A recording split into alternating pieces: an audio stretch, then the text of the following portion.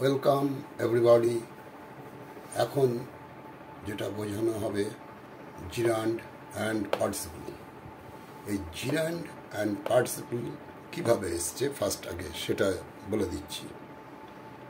ভার্বের দুটো পার্ট নাম সবাই শুনেছ, ফাইনাইট অ্যান্ড নন ফাইনাইট। এই নন ফাইনাইটের ভার্ব 3 টাইপস হয়, মানে 3 রকমভাবে এই নন ফাইনাইট ভার্ব দিয়ে সেন্টেন্স লেখা হয়। তার একটা হচ্ছে জিরান্ড, একটা হচ্ছে পার্টিসিপল অ্যান্ড ইনফিনিটিভ। এরা আলাদা আলাদাভাবে ইউজ হয়, সেন্টেন্স আলাদা আলাদা হয়। তো এখন যেটা বলা হবে সেটা হচ্ছে যে জিরান্ড কীভাবে পাবো আমরা, বা কীভাবে বুঝবো এটা জিরান্ড। যে কোনো ভার্ব প্রেজেন্ট ফর্মের সঙ্গে আইএনজি, এই যে ভার্বের সঙ্গে প্রেজেন্ট ফর্মের সঙ্গে আইএনজি অ্যাড করলেই সেটা জিরান্ড, এটাকে জিরান্ড বলা হয়। জিরান্ডের আর একটা নাম এই যে ভার্বাল নাউন। তাহলে এদিকে দেখো পার্টিসিপলও তাই, ভার্বের সঙ্গে আইএনজি, ভার্বের V1 এটাও আইএনজি। তাহলে দুই জায়গায় একই জিনিস দেখা যাচ্ছে, এখানে ভার্ব প্লাস আইএনজি, এখানেও ভার্ব প্লাস আইএনজি। তাহলে কি করে বুঝবো কোনটা জিরান্ড অ্যান্ড কোনটা পার্টিসিপল? তো এদের বোঝার একটাই রাস্তা, সেটা হচ্ছে সেন্টেন্সে কীভাবে ইউজ হচ্ছে। শুধুমাত্র সেন্টেন্সে এদের কোথায় পুট করা হবে তার উপরে ডিপেন্ড করছে যে কোনটা জিরান্ড অ্যান্ড কোনটা পার্টিসিপল। আর যেটা থাকলো ইনফিনিটিভ, এটা নেক্সট ভিডিওতে ওটা ক্লিয়ার করে দেওয়া যাবে। এখন জিরান্ড আর পার্টিসিপল এই দুটো সবচেয়ে বেশি কনফিউশন তৈরি করে, তাই এই দুটো সম্পর্কে এখন বলা হবে। তো যাই হোক, দেখো জিরান্ডকে আমরা আর কি বলি, ভার্বাল নাউন। আচ্ছা, তাহলে walking is good for health. এই যে ওয়াকিং কথাটা, দেখো ওয়াকটা ভার্ব, এর সাথে আইএনজি অ্যাড হয়েছে, হয়ে এটাকে ভার্বাল নাউন বলে। আর নাউন, যেহেতু নামটা রিলেটেড নাউনের সঙ্গে, ভার্বাল নাউন, তো নাউন সাধারণত সেন্টেন্সের সাবজেক্টের জায়গায় ইউজ হয়, অবজেক্টের জায়গায় ইউজ হয়, এছাড়া কোনো প্রিপোজিশনের অবজেক্ট হিসাবে ইউজ হয়। তো যাই হোক, তোমরা জানো নাউনকে কোথায় কোথায় ইউজ করতে হয়। যে না জানো, না বোঝো, তার এখনই সব পুরো কনসেপ্টটা ক্লিয়ার হয়ে যাবে।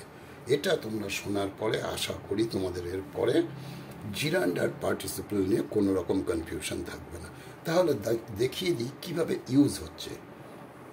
এই যে এখানে যে walking is good for health, এই যে ওয়াকিং কোথায় ইউজ হয়েছে? সাবজেক্টের জায়গা।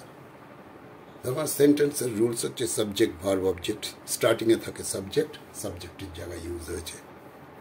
তাহলে যখন কোনো ভার্ব প্লাস আইএনজি, মানে ভার্বাল নাউন যখন তোমার শুরুতে ইউজ হয়ে যাবে সাবজেক্টের জায়গায়, এটা এই সেন্টেন্সে তোমাকে যদি বলা হয় ফাইন্ড আউট জিরান্ড, তুমি তখনই বুঝে যাবে এটা হচ্ছে জিরান্ড। আচ্ছা, তারপরে নেক্সট সেন্টেন্সে দেখো, নেক্সট সেন্টেন্সে কি আছে?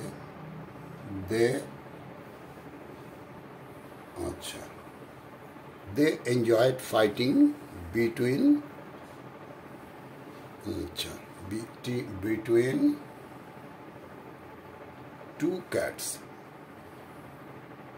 তাহলে এখানটায় কোথায় ইউজ হচ্ছে? দে হচ্ছে সাবজেক্ট আর এনজয়েড ভার্ব, এই যে object.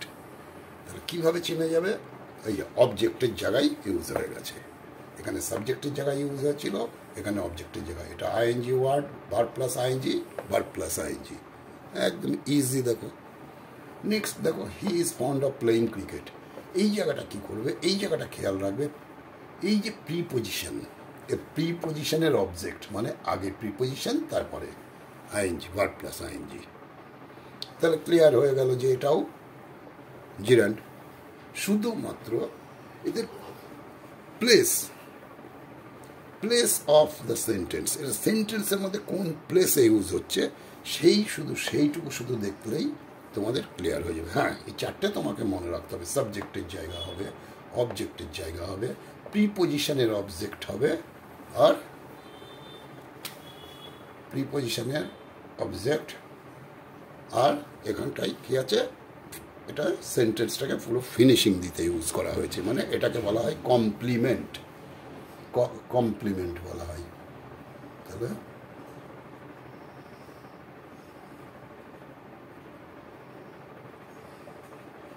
Complement of a sentence. তাহলে ক্লিয়ার হয়ে গেল। দেখো, কমপ্লিমেন্ট অফ এ সেন্টেন্স, এটা subject of a sentence, object of a sentence, object of preposition. শুধু এই চারটে প্লেস খেয়াল রাখবে, তাহলেই এইটুকু যদি মনে রাখতে পারো, জিরান্ড আইডেন্টিফাই করতে কোনো রকম আর প্রবলেম হবে না। হ্যাঁ, এবার এই জিরান্ডের কিন্তু আরও একটা নাম আছে, দ্যাট ইজ ভার্বাল নাউন। ঠিক আছে, তবে এইটা জানবে, সব ভার্বাল নাউন কিন্তু জিরান্ড হয় না।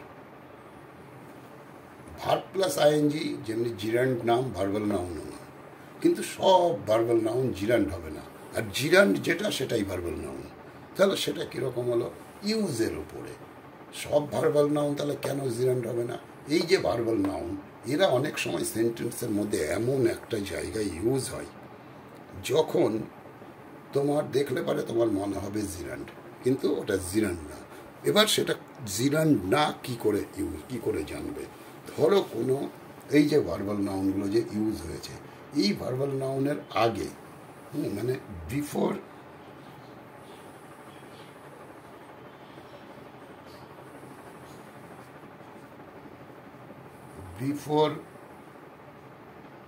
জিরান্ড, হ্যাঁ, বিফোর জিরান্ড যদি তুমি দেখতে পাও দি আছে, জিরান্ডের আগে যদি দি থাকে, অ্যান্ড আফটার জিরান্ড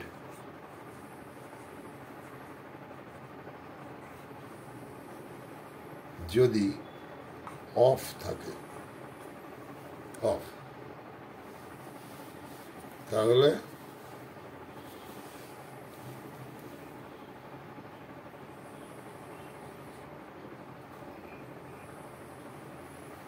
জিরান্ডের, এই যে জিরান্ডের আগে যদি দি থাকে আর পরে যদি অফ থাকে, তখন জানবে এটাকে আর জিরান্ড বলতে পারবে না। সেই ওয়ার্ডটাকে, সেই ভার্ব প্লাস আইএনজিকে জিরান্ড বলা যায় না, কিন্তু তুমি ভার্বাল নাউন বলতে পারবে। এটাই হচ্ছে ডিফারেন্স, এটা মনে রাখতে হবে। কিন্তু যদি কখনো এই জিরান্ডের আগে দি আর পরে অফ কোনোভাবে পেয়ে যাও, তাহলে তুমি জানবে ওটা জিরান্ড না।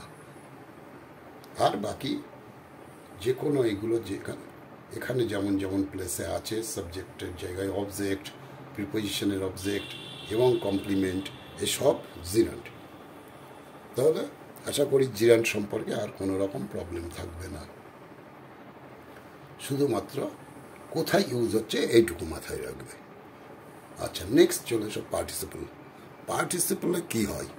পার্টিসিপলেও দেখো ভার্ব প্লাস আইএনজি। তাহলে এই যে ভার্ব প্লাস আইএনজি ওয়ার্ড, এই যে রোলিং, এটাও ভার্ব প্লাস আইএনজি, কিন্তু দেখো এর পাশে একটা করে নাউন আছে। তাহলে যখন তোমার এই যে ভার্ব প্লাস আইএনজি ওয়ার্ড নাউনের আগে এবং প্রোনাউনের আগে ইউজ হবে, তখন তুমি জানবে এটা জিরান্ড না, এটা পার্টিসিপল হিসাবে কাজ করছে। কারণ দেখো, আর রোলিং স্টোনটা কীরকম গড়িয়ে যাচ্ছে, গড়ানো পাথর, তাই অ্যাডজেক্টিভের মতো কাজ করছে। এই অ্যাডজেক্টিভের মতো কাজ করে ডাইরেক্ট। কখনো কখনো কি করে, প্রোনাউনকেও তোমার প্রোনাউনটা কি করছে, মানে সিং হিম, ঠিক আছে, প্রোনাউনের উপরে এর একটা ইনফ্লুয়েন্স থাকে। এই রকম সিচুয়েশন দেখলে পারে তখন বুঝে যাবে যে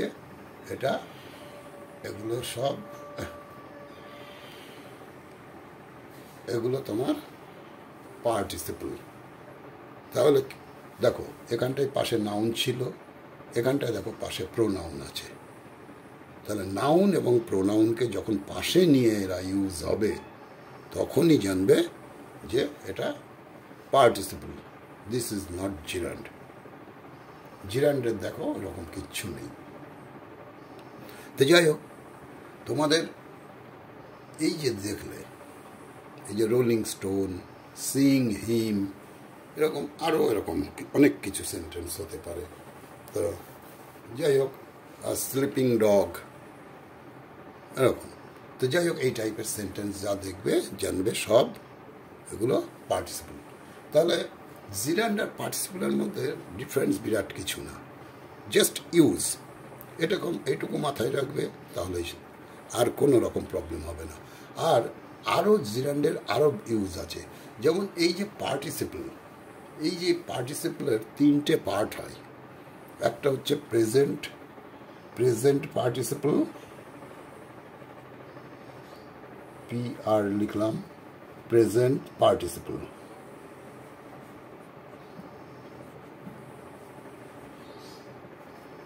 একটা হয় পাস্ট পার্টিসিপল, আর একটা হয় পারফেক্ট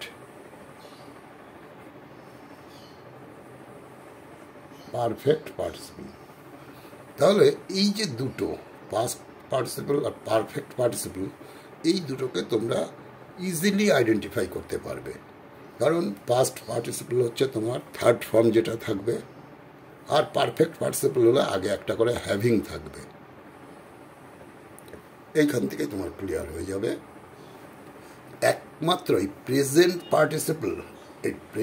পার্টিসিপল আর জিরান্ড দুটোই সেম হয়, শুধুমাত্র এই প্রেজেন্ট পার্টিসিপল আর জিরান্ডের মধ্যে কনফিউশন আসে, আর কোনো কিছুতে কনফিউশন আসে না।